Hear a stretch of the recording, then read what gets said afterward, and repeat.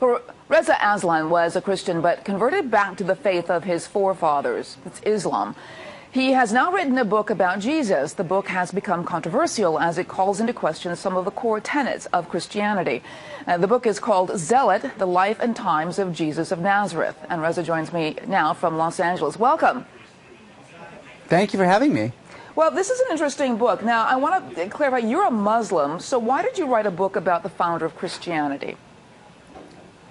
Well, to be clear, I am a scholar of religions with 4 degrees, including one in the New Testament and fluency in Biblical Greek, who has been studying the origins of Christianity for 2 decades, who also just happens to be a Muslim. So it's not that I'm just some Muslim writing about Jesus. I am an expert with a PhD in the history of religions.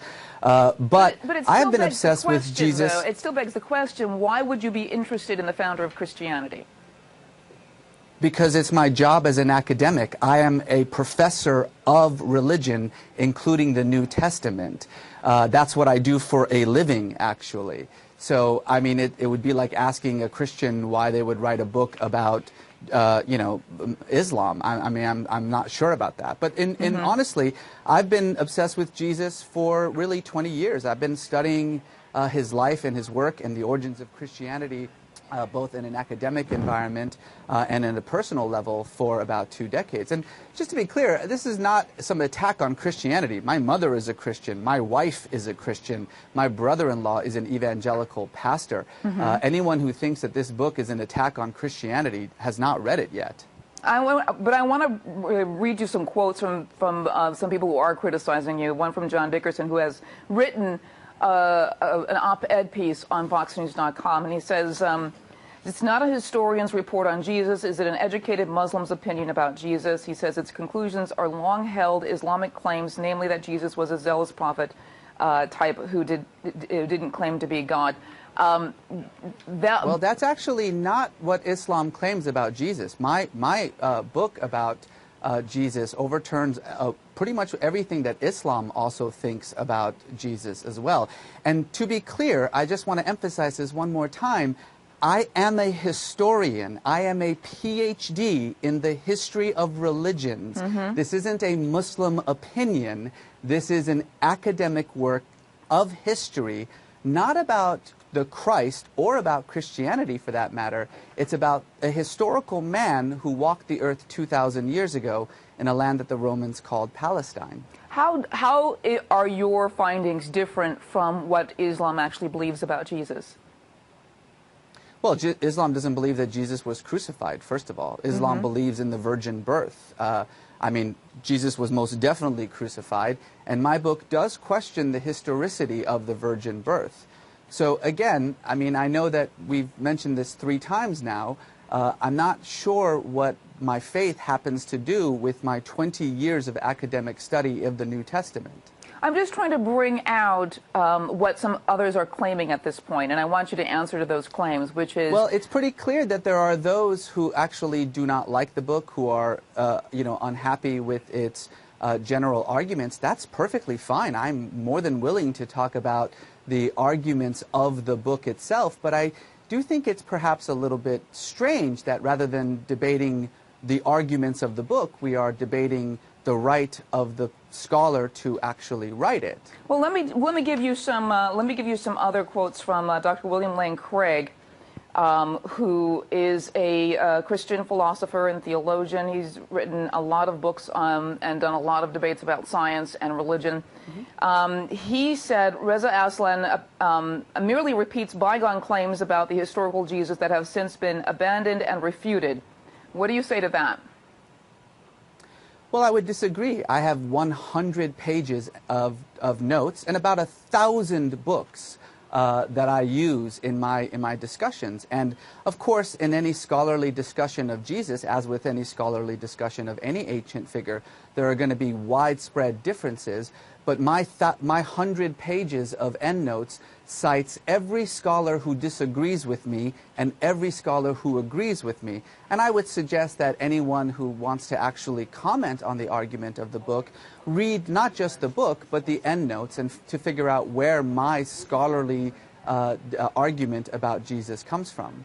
And I'm sure you're going to find people who disagree with me. Right, exactly. What are your... we're not talking about just people who disagree with you. Scholars, many scholars disagree with you as well.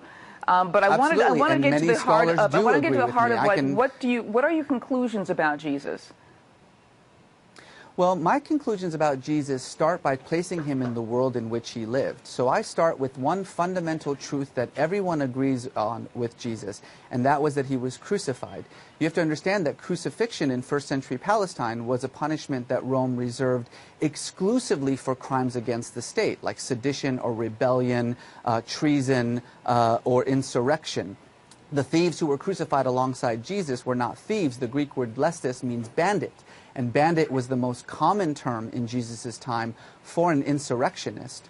What I say is that if you know nothing else about Jesus except that he was crucified, you know enough to understand what a troublemaker this guy must have been. The movement that he started was such a threat to the political stability of the empire that they actually had him arrested, tortured, and killed for it. So I start with that fundamental fact, and then I take the claims of the Gospels, as every single biblical scholar for 200 years has done, and look at them in light of the history of this world that we know. And what's interesting about Jesus' world is that we know a lot about it, thanks to the Romans, who were very good at documentation. And the picture that arises from this is of a real political revolutionary who took on the religious and political powers of his time on behalf of the poor and the meek, the dispossessed, the marginalized, who sacrificed himself in his cause for those who couldn't stand up for himself, and whose death ultimately launched the greatest religion in the world. Yeah, I want you to ask, actually there's another chat coming, and I want to get this on before we end this interview.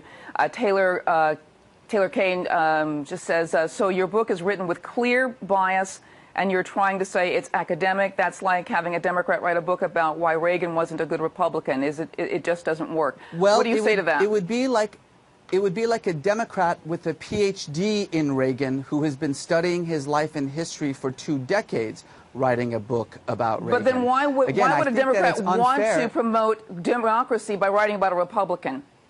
I see that the point is that... Ma'am, may I just finish my sentence for a moment, please? I think that the fundamental problem here is that you're assuming that I have some sort of faith-based bias in this work that I write. I write about Judaism, I write about Hinduism, I write about Christianity, I write about Islam. My job as a scholar of religions with a PhD in the subject is to write about religions. And one of the religions that I have written about is the religion that was launched by Jesus. You're not just writing about a religion from a point of view of an observer. I mean, the thing about it is that you're promoting yourself as a scholar, and I've interviewed scholars who have written books on the resurrection, on the real Jesus, and who are looking at the same information that you're saying. To say that your information is somehow different from theirs is really not being honest here. Ma'am, my information is not different from theirs at all. I'm afraid that it sounds like you haven't actually read my book or seen what I've said about the resurrection or about Jesus or about his claims. I think you might be surprised in what I say.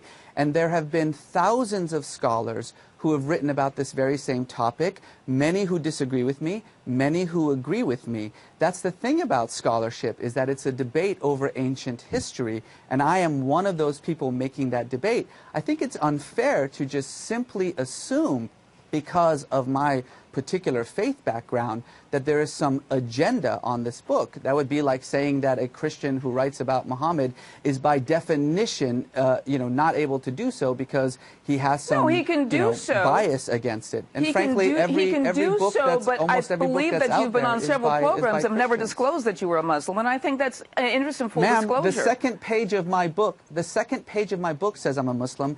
Every single interview I have ever done on TV or on print says I'm a Muslim. You may not be familiar with me, but I'm actually quite a prominent Muslim thinker in the United States. I've written a number of books about Islam.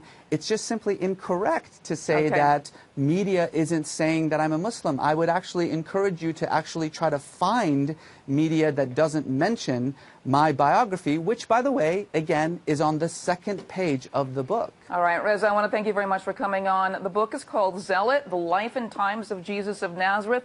I want to thank you for coming on Spirited Debate. Thank you.